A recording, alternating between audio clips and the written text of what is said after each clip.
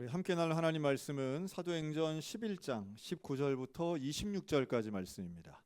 사도행전 11장 우리 19절부터 26절까지 말씀을 한 절씩 교독하겠습니다. 제가 먼저 읽습니다.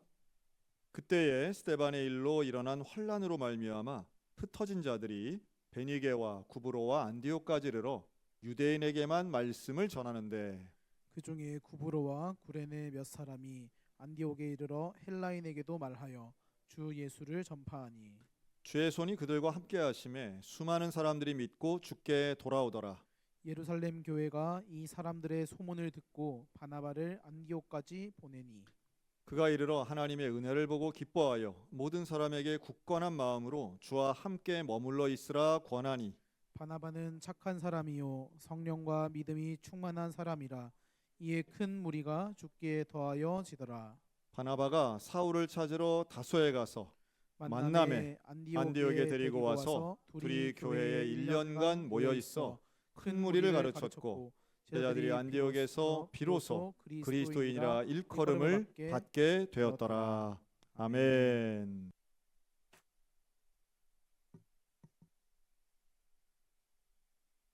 할렐루야. 제 목소리가 좀 잠겼는데요. 왜냐하면 감격이 있어서. 왜 그러냐면 저는 그 만남의 복을 참 중요시 여기고 또 만남의 복을 구하고 있습니다. 왜냐하면 어떤 사람을 만나느냐에 따라서 인생의 질과 그 결과가 달라지기 때문에 그래요. 특별히 하나님께서 만남이라는 통로를 통해서 하나님이 또 예비하신 놀라운 축복들을 우리에게 누릴 수 있도록 또 연결점이 되게 하는 건데, 저는 오늘 우리 김선일 목사님 만난 것이 저에게도 굉장히 큰 은혜라고 고백할 수가 있습니다. 우리 성도님들을 만난 것도 참 은혜이고, 그리고 무엇보다도 좋은 교회 또 소양교회를 다시 한번 이렇게 서서 또 말씀을 전할 수 있는 것도 큰 은혜인 줄 믿습니다. 그리고 무엇보다도 주님을 만났기 때문에 저에게는 감격이 있고 또 은혜가 있고, 또한 주님 때문에 또 함께 또 말씀을 함께 나눌 수 있는 은혜가 있는 줄 믿습니다. 저는 이 시간 먼저 말과 격려라고 하는 그것들이 한 사람의 인생을 어떻게 바꾸는가를 좀 먼저 말씀을 드리면서 오늘 설교를 좀 시작을 하고 싶습니다. 스티브 글렌이라는 분이 계십니다. 자, 이분은요 심각한 난독증 증세를 가지고 있었어요. 자, 난독증이라고 하는 것은 지능의 문제가는 없는데 시신경의 장애로 말미암아서 글자가 읽혀지지가 않는 겁니다. 자, 글자가 읽혀지지 않으니까 학습을 제대로 할 수가 없는 거예요. 자, 이 난독증으로 인해 가지고 생활 기록부에 늘 기록되어져 있는 단어가 있었는데 전응아, 학습 부진아, 자, 이런 말들이 늘 따라 붙어 다녔던 겁니다. 자, 그러니 스스로도 낙심이 됐고 인생을 정말 포기하고 싶은 마음들이 가장 컸을 텐데 그의 인생 안에 만남의 복이 찾아오게 된 거예요. 초등학교 5학년 때 하디라고 하는 선생님이 부임하면서 이 스티브에게 이렇게 말해줍니다. 스티브야, 너는 전응아가 아니란다. 너는 남들과 조금 다를 뿐이야. 너에게는 네가 모르는 특별한 능력이 있단다 라면서 격려를 해주게 됐습니다. 여러분, 이 따뜻한 말 한마디가 죽어가던 소년의 영혼에 불을 지피게 됐고, 하디 선생님으로 인해 가지고 그는 큰 용기를 얻고 또 결국 훌륭한 사회의 리더로 성장할 수 있게 되었다고 합니다. 자, 훗날 이 하디 선생님이 말기암으로 뉴욕의 한 병원에 입원하게 되는데, 그때 이 선생님을 문병학에서 찾아왔던 사람들이 무려 700여 명이었다고 그래요. 자, 그러다 보니 이 병실이 문병객들로 가득 차다 보니까 병원 입장에서 너무나 당황스러운 거죠. 자, 근데 그때 문병원 사람들 중에 미국 상원 의원이 3명, 주의회 의원이 12명, 기업체와 회사의 대표들이 질비했다고 합니다. 자, 그런데 그곳에 찾아온 사람들이 가지고 있었던 하나의 공통점이 있었는데 뭐냐면요, 4분의 3이나 되는 사람들이 늘 뒤에 꼬리표가 따라 붙었던 것들이 뭐냐면 문제야, 학습부진아, 전응아. 자, 근데 선생님으로부터 들은 그 격려의 한마디로 인해 가지고 전응아로 끝나야 될 사람들이 이제는 훌륭한 사람들이 되었다고 이렇게 말하고 있습니다. 그런데 한 중학생이 있었습니다. 이 중학생도 낙제생이었어요. 시험을 봤는데 국어는 100점, 영어 50점, 수학 30점. 보통 어머니들 같으면 어떻게 아들을 놓고 이야기할까요? 야, 너 도대체 수학 점수가 뭐냐? 영어는 또 뭐냐? 내가 그러려고 학원을 그렇게 보냈던 거냐? 라면서 아마 책망할 만도 한데 이 아들을 앉혀놓고 이렇게 이야기합니다. 수학 빡빡 찍고, 영어 시험지 빡빡 찍고, 국어 시험지를 문 앞에 딱 붙여놓고, 아들아, 너는 100점짜리다. 너는 기가 막히게 국어를 참 잘한다. 그러니 너는 나중에 국어 선생님이 해도 될 거다. 어쩌면 이렇게 똑똑하냐 하면서 아들에게 격려하고 칭찬을 해주게 되었다고 합니다. 자, 어머니의 말에 아들이 신이 났습니다. 그래, 나는 100점짜리야. 국어만 100점 맞을 것이 아니라 이제는 수학도 영어도 모두 다 100점을 맞아야 되겠다라고 결심하고 이제는 수학과 영어도 최선을 다해서 좋은 성적을 거둘 수가 있게 됐다고 합니다. 중학생 때 낙제생, 고등학교에 들어가서는 우등생, 대학교에 들어가서는 장학생이 되었다고 합니다. 자, 이 아들에게 이러한 변화를 일으키게 된 데는 어머니의 숨은 공이 컸던 거죠.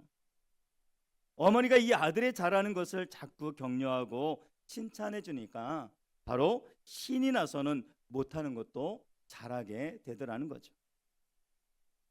여러분, 이것이 바로 격려의 힘입니다. 이런 책이 있습니다. 제목이 이렇습니다. 힘내라는 말보다 힘이 나는 말이 있다. 여러분, 이 책 제목을 잘 기억하셨으면 좋겠습니다. 힘내라는 말보다 힘이 나는 말이 있다. 자, 때로는 막연한 응원보다 한 사람의 존재를 인정해주고 그 사람의 가능성을 믿어주는 진심 어린 격려 한마디가 한 사람의 인생을 송두리째 바꾸는 놀라운 기적을 만들어 낸다는 것입니다. 사람에게는 누구나 장점이 있고 단점이 있죠.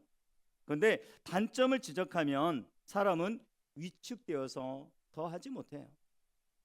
하지만 장점을 찾아 격려하면 그 장점이 단점을 덮어버리고 위대한 인물이 탄생될 수도 있다는 겁니다. 여러분, 사람을 변화시키는 것은요, 날카로운 비판이 아닙니다. 따뜻한 격려와 칭찬의 한마디, 이것이 바로 사람을 변화시키더라는 거죠.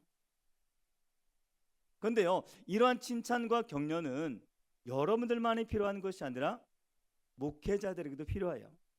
그리고 우리 직분자들에게도 다 필요하더라는 겁니다. 그리고 저 또한 듣고 싶은 말이 칭찬과 격려이고 아마 여러분들도 듣고 싶은 말이 칭찬과 격려라고 생각이 되어집니다. 마찬가지로 우리도 하디 선생님처럼 이 지혜로운 어머니처럼 누군가를 살리는 말을 할 수 있는 우리 수안교회 모든 성도님 되기를 주님의 이름으로 축원을 드립니다. 자, 오늘 제가 왜 바나바라고 하는 사람을 찾아보게 됐냐, 그리고 왜 바나바라고 하는 사람을 나누게 되느냐, 여러분들이 섬기고 있는 우리 김선일 목사님하고 너무나 좀 많이 닮아 있기 때문에 좀 이 바나바를 좀 같이 나눴으면 좋겠고, 또 소양교회 성도님들이 이 바나바를 닮았으면 좋겠다라는 마음을 가지고 있어서 좀 나누고자 하는 것입니다.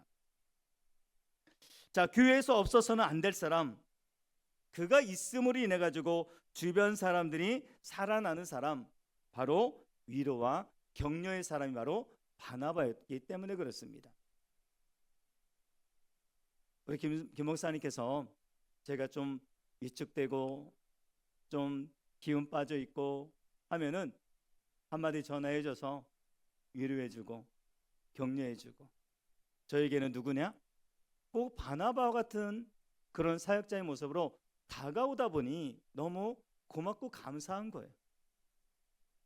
자, 그러면 이 교회를 섬기는 우리 목사님 때문에 우리 성도님들은 위로와 격려 때문에 또 힘을 얻고 또 새로운 그 능력들을 가지고 우리에게 또 맡겨주신 사명들을 잘 감당하리라 믿습니다. 자, 이 예배에 참석하신 모든 성도님들 모두가 이 시대에 바나바가 또한 되기로 결단하는 은혜가 있기를 다시 한번 주님의 이름으로 축원을 드립니다.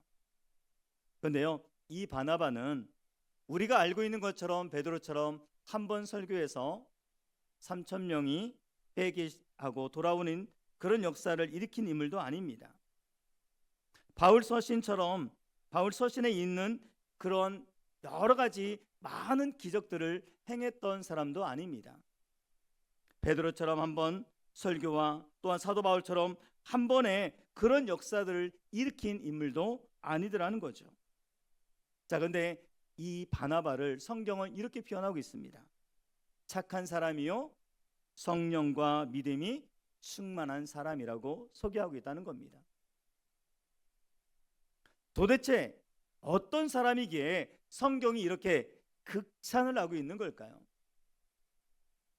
그렇다면 오늘 이 수요예배를 통해서 바나바의 영성을 우리의 것으로 만드는 은혜가 있기를 바랍니다. 요즘 그런 가정들이 있더라고요. 어머니는 한국에, 자녀들은 해외에서 따로 사는 가정들이 많이 있지 않습니까? 연로하셔서 홀로 한국에서 생활하시는 어머니가 늘 걱정인 자식들이 있습니다. 혼자 계시다가 아프지는 않으실까? 복 아프다 해도 멀리 떨어져 있다 보니 찾아뵐 수도 없고, 또한 자신들도 먹고 살아야 하니 걱정이 이만저만이 아닌 것입니다. 자칫된 도리에서 그런 어머니에게 무언가를 해드리고 싶은데 좀처럼 머리에 떠오르지 않는 거예요. 그런데 듣는 소문이 있었습니다. 뭐냐면 말하는 앵무새. 이 말하는 앵무새가 한 가지 특징이 있는데 뭐였냐면 성경을 처음부터 마지막까지 다 암송을 한다는 거예요. 자, 그러니 신앙이 좋으신 어머니에게 이 앵무새를 사다 드리면 계속해서 성경을 읽어드릴 테니 심심하지 않겠다 해가지고 어렵게 이 앵무새를 수소문해서 비싼 비용으로 이 앵무새를 사게 됐습니다. 그리고 거금을 들여서 앵무새 산 다음에 어머니에게 잘 보내드렸어요. 이 자식의 입장에서 얼마나 기쁘겠습니까?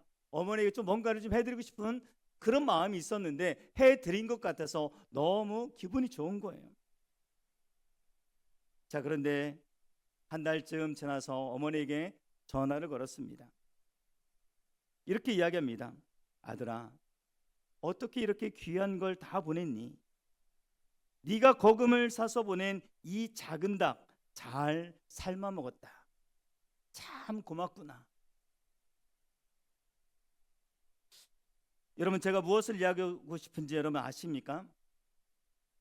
아무리 좋은 것을 주어도 그 사용할 용도를 모르면 이런 안타까운 일이 일어날 수 있다는 거예요.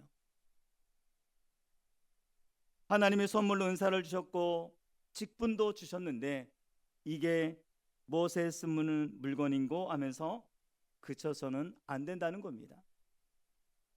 그런 의미에서 혹시나 하나님께서 여러분에게 재능과 달란트, 사명을 주셨는데 말하는 앵무새를 닭인 줄 알고 삶아 먹는 것처럼 우리도 그런 삶을 살아내고 있지는 않느냐는 겁니다.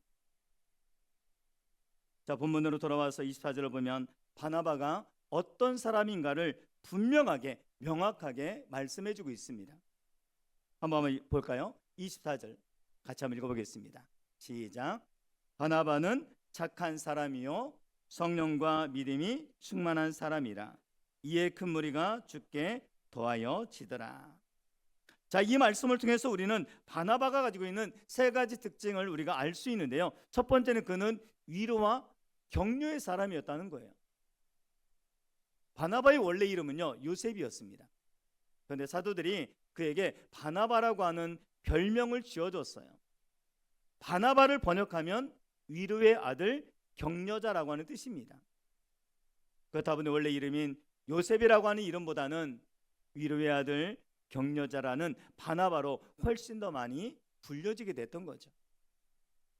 또한 그는 착한 사람이라고 이야기하고 있습니다. 자, 그래서 착하다는 말은 단순히 법 없이 산다는 그런 뜻이 아니라 헬라어로는요, 아가토스라고 하는데요, 그 원어적인 의미는 유익을 주는 사람, 선한 영향력을 끼치는 사람이라는 뜻을 담고 있습니다. 자기 유익이 아니라 타인의 유익을 구하는 사람이라는 뜻이 담겨져 있는 거죠. 자, 세 번째로 바나바는 어떤 사람이냐? 그는 성령과 믿음이 충만한 사람이라고 성경은 말하고 있습니다. 자, 많은 분들이 성령 충만하면 오해하는 경우가 있어요. 어떤 사람들은 방언하거나 예언하거나 기적을 행하는 것이 성령 충만함이다라고만 생각을 합니다. 그러나 이런 일들은요, 하나님이 주시는 은사의 어떻게 보면은 결과일 뿐인 거예요. 방언한다고 해서 뜨거운 사람이 아닙니다. 방언한다고 해서 성령 충만한 사람이 아닙니다. 기도 소리를 크게 한다고 성령 충만한 사람이 아닙니다. 기도를 유창하게 한다고 성령 충만한 사람이 아닙니다. 자, 그러면 성령 충만은 누가 성령 충만한 사람일까요? 마음이 뜨거운 사람, 주님의 일에 최선을 다하는 사람, 영혼을 향한 열정이 식지 않은 사람, 열심을 내는 사람, 이런 사람이 바로 성령 충만한 사람인 거죠. 자, 그러면 세상에서 제일 냉랭한 사람이 누구냐? 같이 불타지 않는 사람입니다. 항상 부정적인 말을 하고 삐딱선을 타고 살아가는 사람, 말 한마디를 하더라도요, 뼈가 들어있어요. 뼈. 그런데 이 뼈가 다른 사람을 찌른다는 거예요. 꼭 예수님 시절에 바리새인들처럼 말입니다. 그래서 예수님께서 마태복음 11장 16절에서 그런 말씀을 하시지 않았습니까? 이 세대를 무엇으로 비유할꼬? 비유하건대 아이들이 장터에 앉아 제 동물을 불러 이르되 우리가 너희를 향하여 피리를 불어도 너희가 춤추지 않고 우리가 슬피 울어도 너희가 가슴을 치지 아니하였다 함과 같도다. 무슨 얘기입니까? 교회에서 피리를 불면 함께 춤을 추어줘야 되고 덩실덩실 춤을 추어줘야 되고 옆에 있는 성도가 은혜 받으면 아이고 주책이야 할 것이 아니라 함께 영적인 분위기를 타서 힘차게 춤을 추어줘야 되는데 그렇지 않아요. 누군가 죄를 회개하면 슬피 울면 내 가슴을 치며 함께 울어줘야 되는 거 아니겠습니까? 자, 이것을 가리켜서 우리는 공감이라고 합니다. 공감. 그런데 바리새인들은요, 가슴에 불이 없었어요. 그들은 함께 참여해주고 공감하는 것이 아니라 그냥 구경하고 있더라는 겁니다. 무슨 잘못된 점은 없나? 목사님 설교에 흠은 없나? 찬양되는 박자는 잘 맞추고 있나? 뭐 잘하나 못하나 보면서 트집을 잡는 그렇게 지켜보는 사람들. 같은 길을 걷고 있으면서도 전혀 다른 생각을 하는 사람들. 로마서 12장 15절 16절은요, 즐거워하는 자들과 함께 즐거워하고 우는 자들과 함께 울라라고 분명하게 말씀하고 있어요. 여러분, 교회는 뜨겁지 않으면 변화가 일어날 수가 없습니다. 뜨거운 열정이 있어야 됩니다. 뜨거운 불이 타올라야 됩니다. 미지근하면 변질될 수밖에 없는 거예요. 물이 고여서 미지근하면 병균이 가장 빨리 번식합니다. 자, 이 병균을 없애려면 펄펄 끓는 물로 태워버리든지 아니면 차디찬 냉동실에 얼려버려야 되는 거죠. 그래서 주님이 라우디아 교회 성도들 향해서 뭐라고 이야기합니까? 네가 차지도 뜨겁지도 않다라고 이야기하고 있어요. 그래서 결국은 뭡니까? 내 입에서 토하여 버렸으면 좋겠다라고 말씀하고 있는 겁니다. 여러분 이런 사람을 가리켜서 뭐라고 말하냐면요, 주책바가지라고 합니다. 주책바가지. 뭐라고요? 주책바가지. 자, 여기서 주책은요, 주님이 책망하는 사람이 된다는 겁니다. 뜨겁지 않은 사람은, 냉랭한 사람은 주님이 책망하는 사람이 된다는 거예요. 그리고 또 여기서 주책은 사람이 감당하지 못하고 주님이 책임져 주셔야 되는 인생을 말하는 겁니다. 도저히 안 돼요. 포기해요. 누구만이 책임할 수 있느냐? 주님밖에 책임질 수 있는 인생이 아니더라는 거죠. 자, 이런 분들은 늘 언제나 사람에게 근심을 줍니다. 다른 사람을 힘들게 합니다. 다른 사람들을 시험케 합니다. 그렇습니다. 그 신앙생활은요, 미지근하게 하면 안 돼요. 주님의 일에 앞장서서 일하는 사람을 주님이 좋아하시는 줄 믿습니다. 여러분, 주책바가지가 돼서는 안 됩니다. 주님의 사랑받는 인생이 되어야 될 줄 믿습니다. 자, 이런 사람들 어떤 특징을 갖고 있냐면요, 다 자기는 옳고 다른 사람은 다 틀렸다라고 판단하고 정죄한다는 거예요. 자기는 의인이고 남은 다 죄인 취급한다는 겁니다.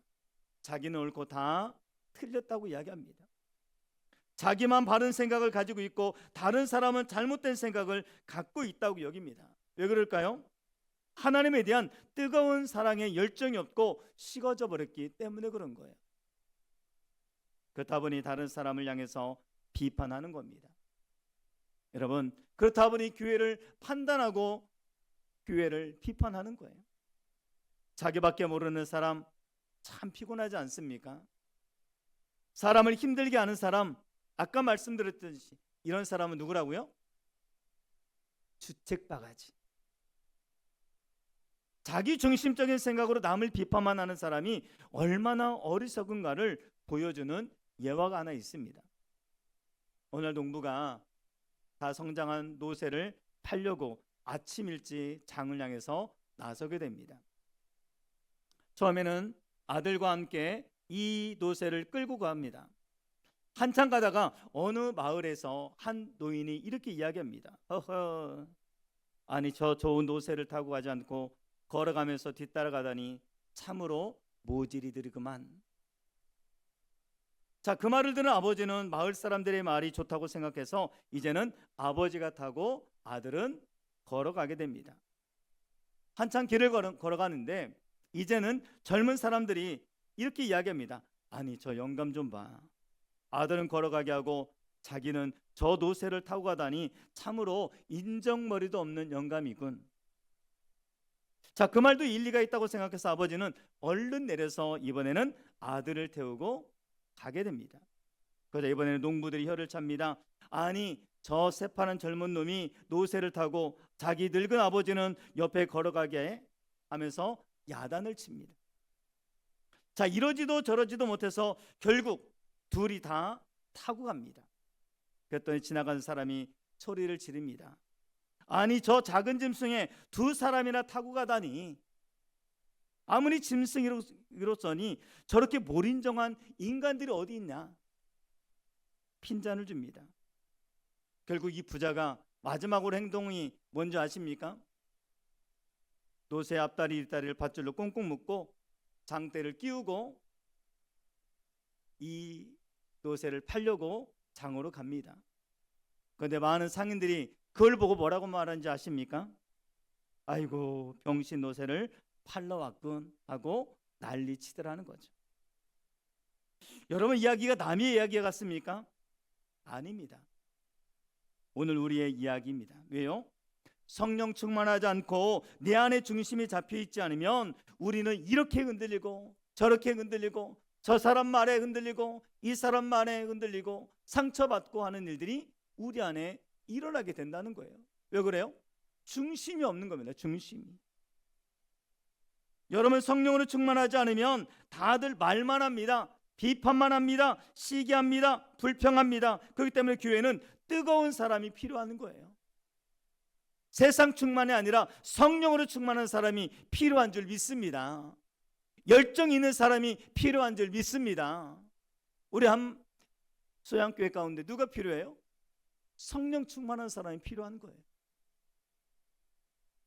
그래서 교회에는 세 종류의 사람이 있다고 그랬잖아요. 첫 번째는 냉각기와 같은 사람, 교회의 영적인 열기를 식혀버리는 사람, 찬물을 끼얹습니다. 교회 안에 불평을 일삼습니다. 그래서 교회를 냉랭하게 만드는 사람. 오랜만에 모임에 나와서 나는 말이, 왜 김권사 안 나왔어? 무슨 일 있나? 시험 들었나? 이번 행사는 예산 낭비 아니야? 하면서 분위기를 썰렁하게 만들어 버린다는 거예요. 두 번째, 온도계와 같은 사람이 있습니다. 이런 사람은요, 분석은 기가 막히게 합니다. 목사님, 우리 교회는요 사랑이 식었습니다. 우리 교회는 이런 문제가 있습니다. 사람들이 다 그렇게 말하고 분위기를 보십시오. 그런 거 아닙니까? 그럼 어떻게 해야 될까요? 예를 들어서 날씨가 추우면 어떻게 합니까? 난방기구를 틀면 됩니다. 춥다고 이야기하고 불평만 하지 말고 아무런 조치를 취하지 않는다면 이상한 일 아닙니까? 오늘날 교회에는 이런 이상한 분들이 계시다는 거예요. 교회에 대해서 이것저것 많은 것들을 이야기하지만 막상 일어나지 않습니다. 입으로만 말합니다. 말은 많은데 행함이 없습니다. 교회가 필요로 하는 성도, 주님이 필요한 성도는 누구냐? 온도 조절기와 같은 성도가 필요한 줄 믿습니다. 방이 추우면 춥다고만 말하는 것이 아니라 조용히 가서 보일러 온도를 높이는 사람, 교회에 사랑이 없다고 느껴지면 불평하는 대신에 내가 먼저 사랑의 불씨가 되어주는 사람, 기도가 부족해 보이면 남의 기도가 많건 적은 것을 지적하기 전에 내가 그 자리에 들어가서 무릎 꿇고 영적인 기온을 높이는 사람, 부족한 부분이 보이면 말하고 불평하기 앞서서 내가 직접 채워 넣는 사람. 여러분, 누가 그랬습니까? 바로 오늘 본문에 나오는 바나바가 그랬던 인물입니다. 교회가 냉랭할 때 기도로 온도를 높이는 사람, 바로 이 자리에 계신 우리 소양교회 모든 성도님들은 영적인 온도 조절기가 되기를 다시 한번 주님의 이름으로 부탁을 드립니다. 그런 맥락에서 소양교회 모든 직분자들은 이 온도 조절기가 되어야 한다는 사실입니다. 자, 오늘 말씀의 가장 중요한 부분입니다. 24절 보니까 분명히 바나바를 가리켜서 성령과 믿음이 충만한 사람이라고 이야기하고 있어요. 도대체 바나바의 어떤 모습을 보고 성경은 믿음과 성령이 충만하다고 했던 걸까요? 성경 어디를 봐도 바나바가 베드로처럼 죽은 자를 살리거나 병을 고치는 대단한 기적을 행했다는 기록은 나와 있지 않습니다. 자, 그런데도 사도행전은 그를 성령 충만의 모델로 꼽고 있다는 거예요. 자, 여기에서 구체적인 첫 번째 증거가 있습니다. 성령이 충만한 사람은 어떤 특징을 가지고 있냐? 내 것을 내 것이라고 주장하지 않는다는 사실입니다. 바나바는 사도행전 4장에 처음 등장을 합니다. 바나바는 당시 교회가 어려움에 처하니까 자기의 소유의 밭을 팔아가지고 그 밭을 사도들의 발 앞에 가져다 주었습니다. 여러분, 자본주의 사회에서 돈은 곧 힘이고 생명과도 같습니다. 바나바라고 해서 왜 돈이 필요 없겠습니까? 그에게도 가족이 있었을 것이고 노후재택도 필요했을 것이고 하고 싶은 취미 생활도 있었을 겁니다. 하지만 그는 자기의 필요를 채우기 전에 먼저 교회의 필요, 가난한 이웃들의 필요를 보았던 거예요. 자, 이처럼 성령이 충만하면 자기의 욕심이 사라지게 됩니다. 내 지갑이 회개하지 않으면 이처럼 진정한 회개가 아니라는 말도 있지 않습니까? 어떤 사람은 자기 쓸 거 다 쓰고 남은 부스러기를 주면서 생색을 냅니다. 그건요, 헌신이 아닙니다. 바나바는 자기 안정된 삶의 기반인 밭을 포기했던 거예요. 움켜쥐는 손이 아니라 펴는 손이었던 겁니다. 자기 걸 취하는 인생이 아니라 드림의 손길이었던 겁니다. 이것이 바로 성령 충만한 사람의 첫 번째 특징이라는 겁니다. 그럼 내가 성령 충만하다면 나도 내 것을 내 것이라고 주장하지 않아야 된다는 거죠. 또한 믿음이 충만한 사람은 사람의 과거가 아니라 하나님이 하실 가능성을 보는 눈을 가진 사람이라는 거예요. 바나바가 왜 믿음의 사람이었습니까? 사도행전 9장을 보면요, 사울 즉 바울이 회심하고 예루살렘 교회를 찾아옵니다. 그때 모든 제자가 비상이 걸렸어요. 두려워 떨었습니다. 왜 그렇습니까? 저 사람 스데반을 죽였던 인물이야. 교회를 핍박했던 놈이야. 아마 저 사람은 우리를 잡으려고 위장 잠입한 걸 거야 하면서 아무도 그를 만나주지 않습니다. 왕따를 시킵니다. 그때 유일하게 이 사울의 손을 꽉 붙잡아준 사람이, 그리고 사도들에게 데려간 사람이 누구냐? 바로 바나바였던 겁니다. 사도행전 9장 27절은 바나바가 데리고 사도들에게 가서라고 이야기하고 있어요. 자, 우리에게 믿음이 없으면 그 사람의 과거만 본다는 겁니다. 저 사람은 저래서 안 되고, 이 사람은 이래서 안 되고, 저 사람 원래 저런 사람이야.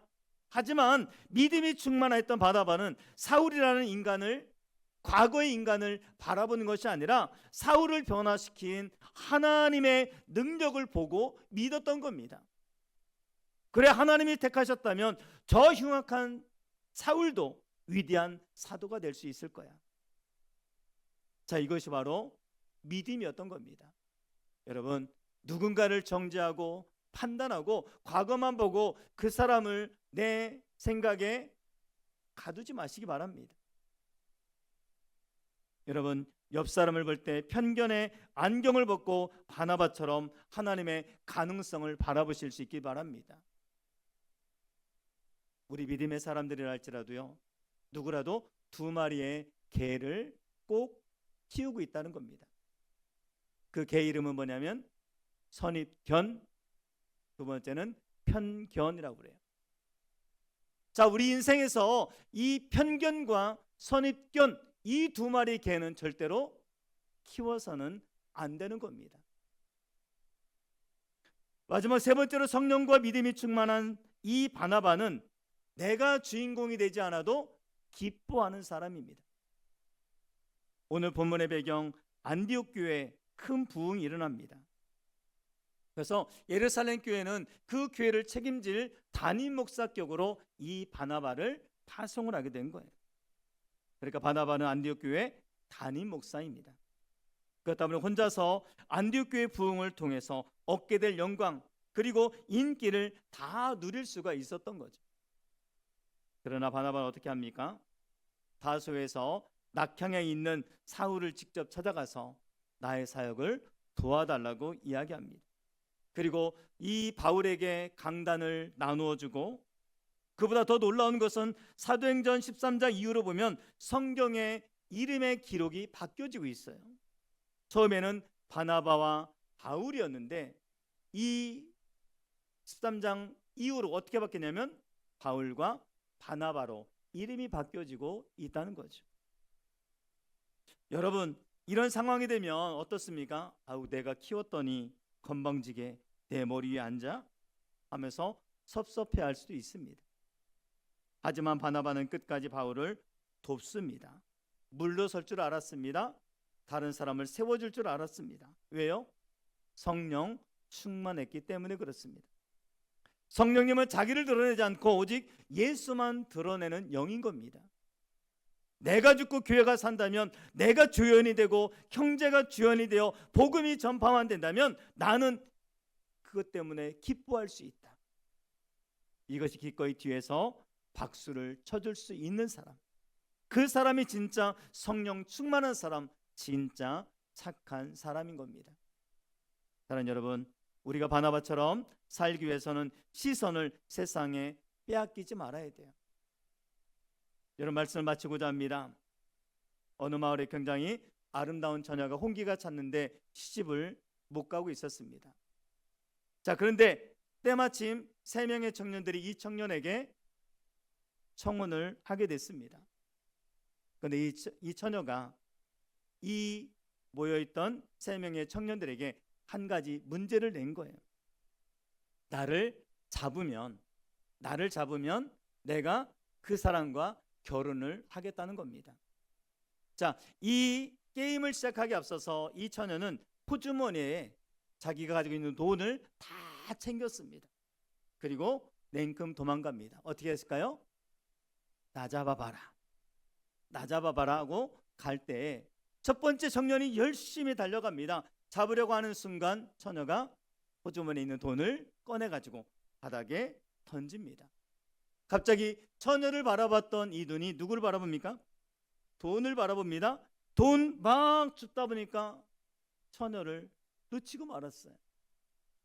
자, 두 번째 청년이 열심히 달려갑니다. 자, 이번에도 이 두 번째 총각이 잡으려고 하는 순간 처녀가 호주머니에서 돈을 꺼내서 또 던집니다. 두 번째 총각도 똑같이 돈을 잡으려다가 이 처녀를 놓치고 말았습니다. 세 번째 총각도 달려갑니다. 이번에는 전부 다 털어서 그 세 번째 총각 앞에 던집니다. 그런데 세 번째 총각은 이 처녀를 끝까지 바라보고 붙들게 됐고 이 처녀와 결혼을 하게 됐다고 합니다. 자, 이게 무슨 이야기일까요? 승리하기 위해서는요, 곁가지가 아니라 본질을 바라봐야 된다는 거예요.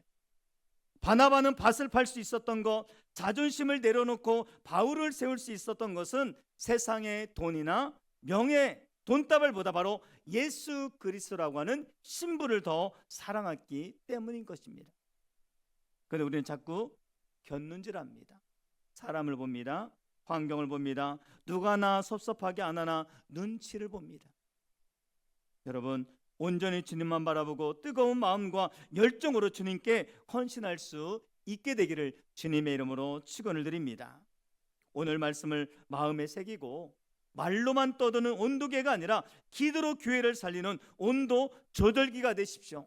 내 것을 주장하지 말고 형제를 믿어주고 세워주고 내가 죽고 예수가 사는 성령의 사람, 믿음의 사람, 성령 충만한 사람이 되실 수 있길 바랍니다. 그래야 여러분을 통해서 소양교회가 안디옥 교회처럼 부흥하고 세상 사람들이 여러분을 보고 저 사람은 진짜 예수 믿는 착한 사람이다, 저 사람들이 모여있는 저 소양교회는 진짜 교회다라고 하는 칭찬받는 놀라운 역사가 일어나게 되기를 주님의 이름으로 축원을 드립니다. 그렇습니다. 여러분, 제발 온도계가 아니라 온도 조절기가 되시기 바랍니다. 또 내 것을 내려놓고 다른 사람을 세워줄 수 있는 모든 직분자 되기를 주님의 이름으로 축원을 드립니다. 자, 우리 시간이 갔지만 한번 이 찬양 가지고 우리 믿음의 고백을 한번 주님 앞에 올려드렸으면 좋겠습니다. 내가 주님만 따라가기 원합니다. 주님만 바라보기를 원합니다. 이것저것 곁눈질하고 다른 것에 마음을 빼앗기는 것이 아니라 올 한 해 2026년 주님만 바라보고 주님만 따라가기 원합니다. 우리 그 마음 가지고 한번 이 찬양 드리도록 하겠습니다.